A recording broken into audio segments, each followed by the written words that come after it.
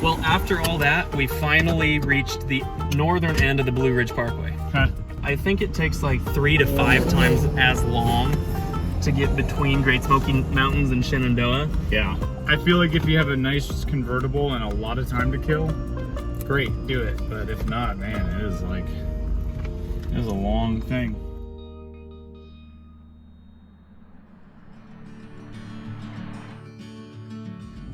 The last few days, we have definitely been sampling the weirdest and most unique and most different national parks of them all.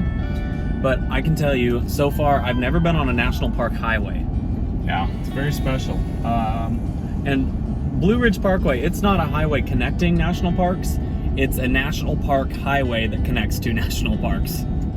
For the most part, it's just kind of winding along Appalachian Mountains, I think it is up here. The Blue Ridge Mountains, which Mountains, I think is part of the Appalachians. Okay. Clearly we know everything about this place, but anyways, of course we're going to learn some more. The interesting thing, like you said, there are very few services. You can kind of dump out of here to go elsewhere, but it's a 45-mile-an-hour drive for 469 miles between Carolina and Virginia. By the way, I didn't even know that there were 469 miles inside of those states. Yeah, that's impressive. And also, the fact that it's a 45-mile-an-hour speed limit. If someone can drive through this road at 45 miles an hour the whole way, props to them, because they're probably in a Ferrari.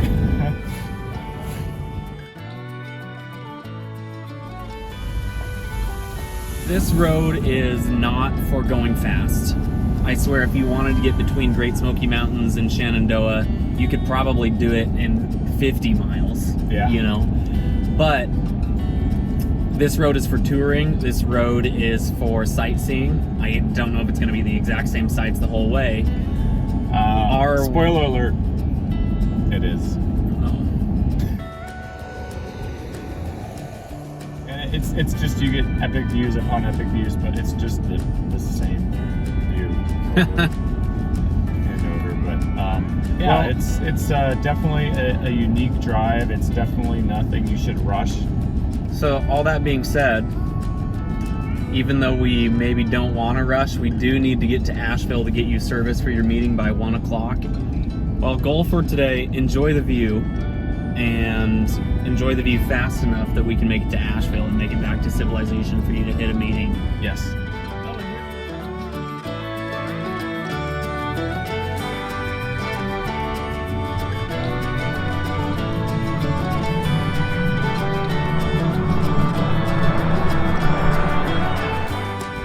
Blue Ridge, it kind of has all the bits and pieces of a national park.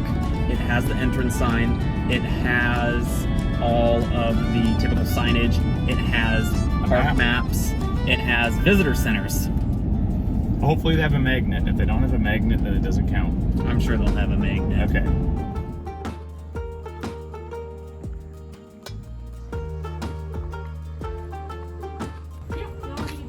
Thank you very much. Okay, so we made it to Asheville about 4 minutes to spare. It took us almost 2 hours to get up the parkway, and I think that was pretty quick for getting all the way to Asheville from the Great Smokies. Yeah. So the goal now is that we need to find kind of a public use, day use spot to go set up with service in town, just so that you can make sure you nail these 2 meetings before we get back on. Okay, so just in case you thought everyone on the Blue Ridge was mountain people, don't worry, Asheville has hippies too. Oh yeah. We were very promptly alerted that working here was really inspiring, but we're radiating ourselves if we're not barefoot on the ground. So, thanks for the tip. Actually, I did do it, and it felt very grounded afterwards. Back to your roots. Let me get back to my electrical engineering.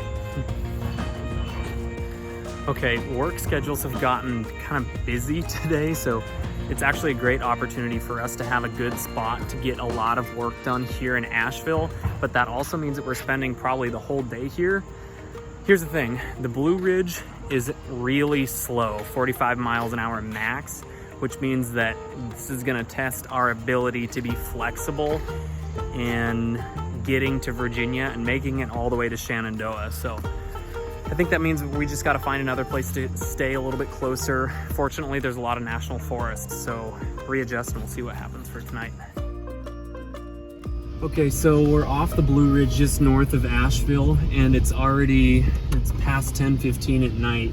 Fortunately, there actually is national forest around the Blue Ridge Parkway, which is kind of a surprise to me.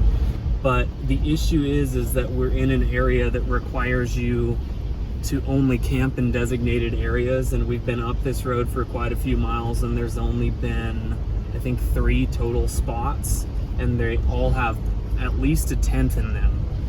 And eventually this road will dead end, and I don't know if there's more spots available or if we're gonna have to go on down the mountain and look again. So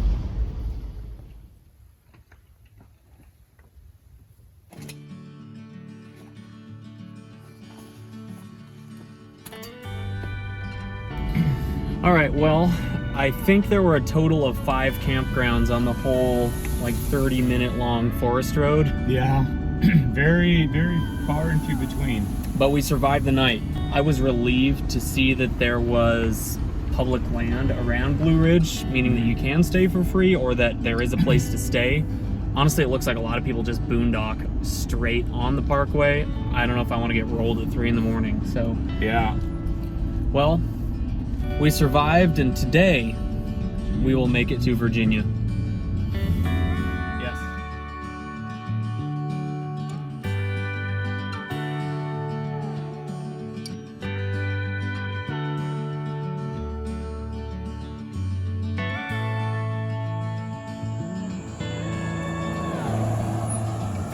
Well, after all that, we finally reached the northern end of the Blue Ridge Parkway. Huh.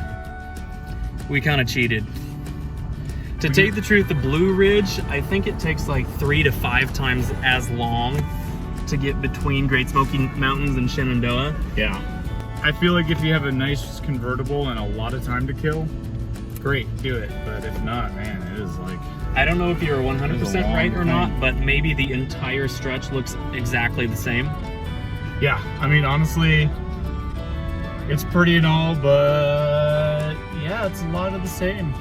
So here's the question. Does Great Smoky Mountains also look exactly the same as Shenandoah?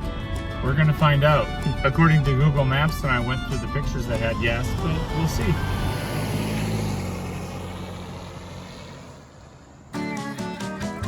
One of our family trees were very straight and narrow, and the Blue Ridge Parkway and Skyline Drive helped us branch out and diversify our bloodline. So here's the thing with Shenandoah, it's kind of an extension of the Blue Ridge, and its main attraction is called the Skyline Drive.